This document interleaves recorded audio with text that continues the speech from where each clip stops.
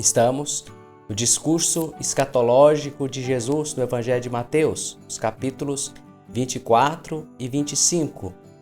No capítulo 25 são encontradas 3 parábolas relacionadas ao juízo final, aos acontecimentos do fim dos tempos, parábolas contadas por Jesus. E esta parábola, que está em Mateus 25, de 1 a 3, é a primeira dessas 3 parábolas relacionadas ao juízo final. Nesta parábola, é a terceira vez em que Mateus introduz o tema nupcial. Confira Mateus 9, versículos 14 e 15 e Mateus 22, versículo 1. Lá também são introduzidos os temas relacionados às núpcias do Cordeiro, as núpcias de Jesus, o Messias. Nós encontramos nessa passagem também de Mateus 25, 1 a 13, na parábola das 10 virgens, ressonâncias ou ecos do Cântico dos Cânticos. Eu vou colocar na tela as passagens do Cântico dos Cânticos, que são ressonâncias, que aparecem como ressonâncias aqui nessa parábola das 10 virgens. O que é o Cântico dos Cânticos? É um conjunto de diálogos em forma poética entre o amado e a amada. O amado aqui na parábola das 10 virgens é o noivo, que em grego se diz nymphos, a metáfora clara para Jesus, como aparece em outras passagens do Novo Testamento, como segunda carta aos Coríntios, capítulo 11, versículo 2, carta aos Efésios, capítulo 5, versículos 23 e seguintes, Apocalipse 19, versículos 7 e seguintes, Apocalipse 21, versículo 2 e seguintes.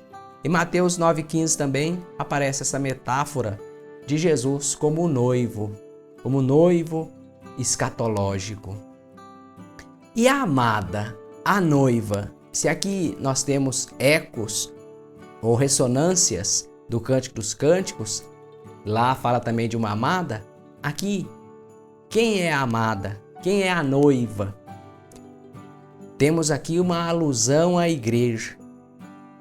É um conjunto de 10 virgens, partenós, ou partenóis no plural.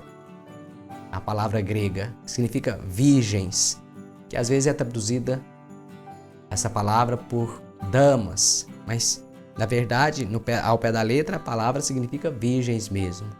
Então, esse conjunto de 10 virgens representam aqui de modo corporativo a igreja, que na globalidade de seus membros é dita, também em metáfora, ser a esposa, a noiva do Messias Jesus.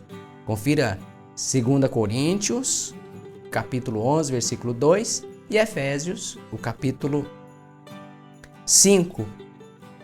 Esse modo corporativo que representa essas 10 virgens pode ser também cada um dos cristãos, cada cristão, cada discípulo de Jesus que vai ao encontro do noivo Jesus.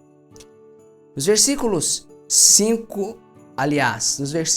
de 1 a 5, nós temos a apresentação da parábola.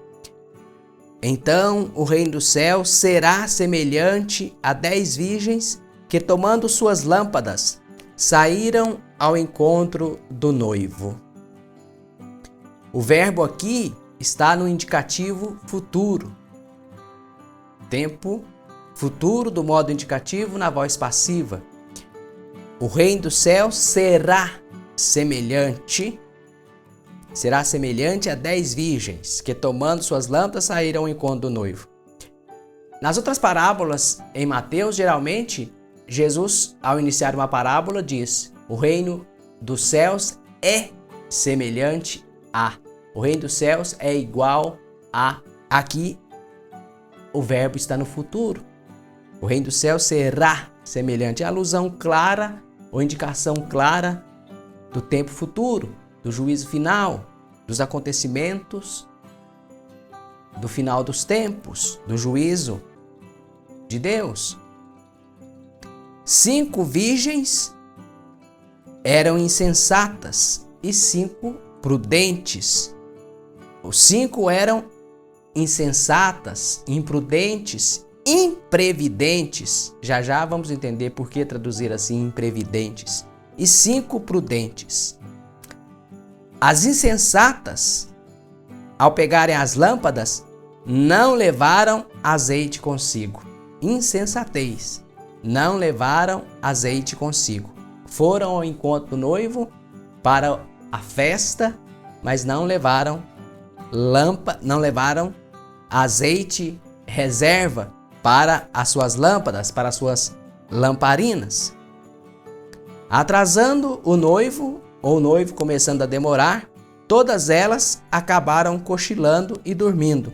Todas as 10, por causa da demora do noivo, acabaram cochilando e dormindo. Veja aqui, como o noivo demorasse, ou como o noivo estava demorando, é uma indicação clara da parousia de Jesus. É uma alusão clara à parousia de Jesus. Parousia é a volta de Jesus. Pelo tempo que o Evangelho de Mateus e os outros evangelhos, ou a grande parte dos evangelhos e dos textos evangélicos e dos outros escritos do Novo Testamento, por causa dessa demora da volta do Cristo, porque muitos pensavam que a volta de Jesus seria imediata, começaram a aparecer erros, deformações na pregação do Evangelho, fazendo com que seja elaborado, ou que fosse elaborado um texto, segundo a carta de Pedro, especialmente o capítulo 3, para corrigir esses erros quanto a essa expectativa da vinda de Jesus. Muitos começaram a dizer que era mentira, que Jesus não voltaria coisa nenhuma, que o Evangelho era uma falácia. Veja a resposta de Jesus aos discípulos no capítulo 1, versículos 6 e 7 dos Atos dos Apóstolos. Eles perguntam a Jesus: é agora, Senhor? Perguntam a Jesus ressuscitado: é agora, Senhor, que vais restaurar o reino de Israel? A resposta de Jesus: não cabe a vós saber os tempos de Deus. Isso pertence a Deus. Cabe a vocês, neste tempo que é agora, no momento presente, na vida presente, no momento presente, dar testemunho de mim, desde aqui até os confins da terra. Aqui não temos tanto o tema da vigilância, que está mais presente nos versículos imediatamente anteriores, Mateus capítulo 24, versículos 45 até o versículo 51, que é a parábola do servo que deve estar vigilante, para que quando o Senhor chegar, não o pegue fazendo aquilo que não lhe é devido. Ali sim, é o tema bem claro da vigilância. Vigiar, porque não sabeis nem a hora e nem o dia que o Senhor voltará. Aqui, nesse contexto dessa parábola, a questão é mais uma questão de estar preparado, de previdência, de inteligência. Veja que todas as virgens começaram a dormir, cochilaram, como o noivo estava demorando, começaram a cochilar e dormiram às 10. Se a gente tomar aqui o tema da vigilância, quer dizer que nenhuma delas estariam vigiando, pois adormeceram. A questão é que algumas não levaram azeite suficiente para reabastecer as suas lamparinas, ou não levaram óleo ou querosene suficiente para abastecer as suas lâmpadas, as suas lamparinas, as suas tochas, para que elas permanecessem acesas o tempo todo. Começaram todas a cochilar e a dormir. Então a questão aqui é mais de previdência, ir preparado ao encontro do noivo. 5 delas foram despreparadas, não previram que o azeite, o óleo pudesse acabar. Tiveram que ir buscar. E quando chegaram, encontraram as portas da festa já fechadas, enquanto as 5 que eram previdentes, que previram que o azeite poderia acabar, levaram a quantidade suficiente e entraram para a festa.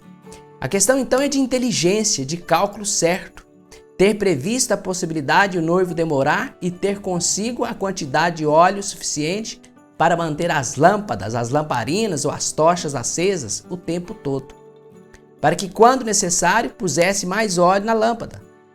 O problema das insensatas ou das virgens imprevidentes é o de não ter calculado antes. Não pensaram na necessidade de reabastecer as lamparinas, as tochas, e no momento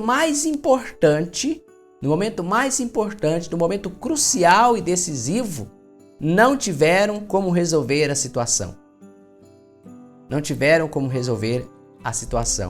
E pediram azeite às outras virgens, que respondem de uma maneira assim que a gente pode pensar meio grosseira, meio egoísta. Vejamos.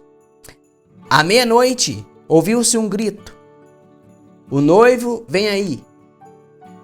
Saí ao seu encontro. Todas as virgens levantaram-se, então, e trataram de aprontar as lâmpadas. As insensatas disseram às prudentes: dai-nos do vosso azeite, porque as nossas lâmpadas estão se apagando. As prudentes responderam: de modo algum, o azeite poderia não bastar para nós e para vós. Ide antes aos que vendem e comprai para vós. Enquanto foram comprar o azeite, o noivo chegou e as que estavam prontas entraram com ele para o banquete de núpcias.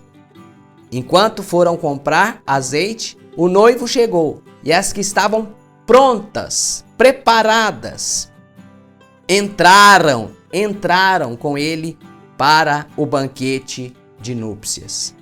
E fechou-se a porta. Finalmente, chegaram as outras virgens, dizendo: Senhor, Senhor, abre-nos. Mas ele respondeu: em verdade vos digo, não vos conheço. Veja bem, na verdade não vos conheço. Senhor, Senhor, abre-nos. Mas ele respondeu lá de dentro: em verdade vos digo, não vos conheço.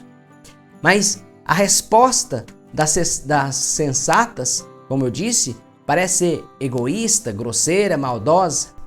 Onde aquelas outras 5 iriam encontrar óleo para comprar no meio da noite? Mas isso é para dizer que no momento crucial do encontro de cada pessoa, de cada um com Jesus, no juízo final, ninguém estará em condições de ajudar ou fazer algo pelo outro. No momento crucial, no momento decisivo da vida de cada pessoa e da igreja, ninguém estará em condições de ajudar ou fazer algo pelo outro.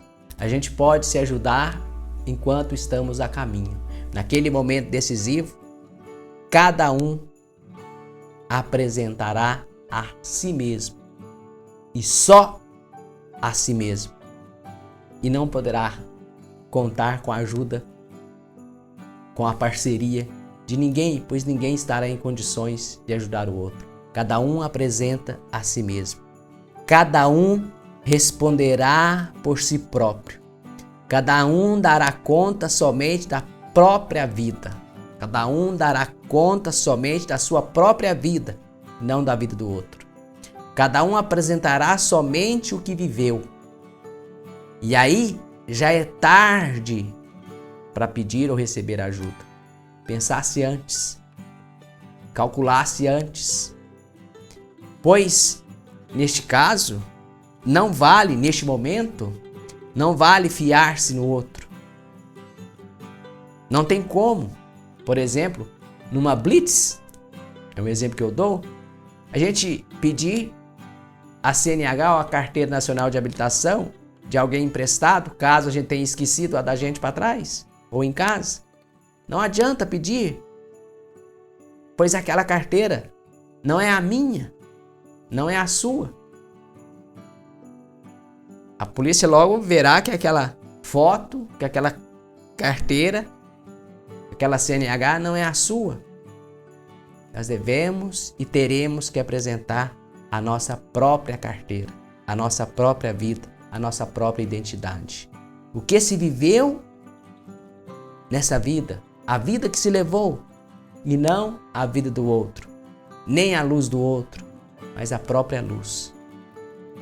Não dá mais tempo de voltar para buscar a CNH, a Carteira Nacional de Habilitação. A polícia pode até deixar alguém, você ou eu, voltar para buscar a carteira. Mas quando voltar, o carro já foi guinchado. Isto é, a porta já se fechou, como diz o versículo 10. Enquanto foram comprar o azeite ou o óleo, o noivo chegou e as que estavam prontas entraram com ele para o banquete de núpcias e fechou-se a porta. Finalmente chegaram as outras, que até foram comprar, que até voltaram para buscar. E gritaram: Senhor, Senhor, abre-nos. Mas a porta já estava fechada. E aí vem aquela resposta: não vos conheço. Quando chegam de volta, além da porta fechada, escuta a resposta dura do noivo ao seu pedido. Está aqui no versículo 11 e também no versículo 12. É a mesma conclusão lá daquela leitura do Sermão da Montanha, no capítulo 7, versículo 21 até o versículo 27 do Evangelho de Mateus, no Sermão da Montanha. Nem todo aquele que me diz Senhor, Senhor, entrará no reino dos céus. Nem todo aquele que me diz Senhor, Senhor, entrará, olha a palavra, entrará no reino dos céus. Mas sim aquele que pratica, que faz a vontade de Deus, a vontade de meu Pai que está nos céus. Então, a condição para entrar no reino dos céus, participar da festa, é fazer a vontade de Deus.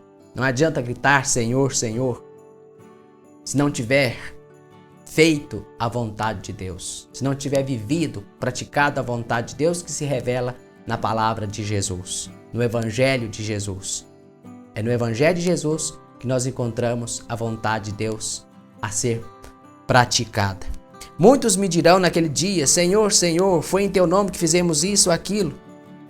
Então, continua o texto, eu lhes declararei: nunca vos conheci. Veja que é a mesma resposta, é a mesma conclusão da parábola. Nunca vos conheci. Eu não vos conheço. Olha, que dureza ter que ouvir isso. Não vos conheci. Nunca vos conheci. É melhor preparar-se antes.